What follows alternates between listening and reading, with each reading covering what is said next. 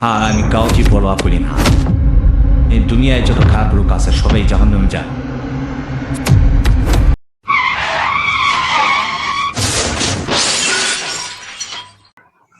কিন্তু এখন থেকে এর ফল ভোগ করতেই হবে, কারণ আমি ওকে ইচ্ছা মতো পিঠাবো।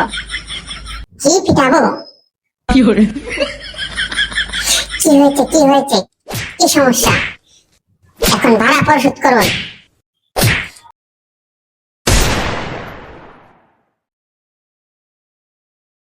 কেউ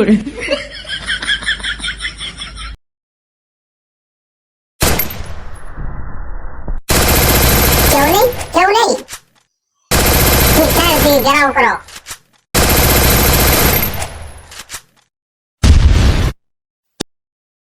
আত্মসমর্পণ করাই ভালো। আর দেখো আমি তোমার সাথে কি করি, আর এই সব দোষ তোমারই।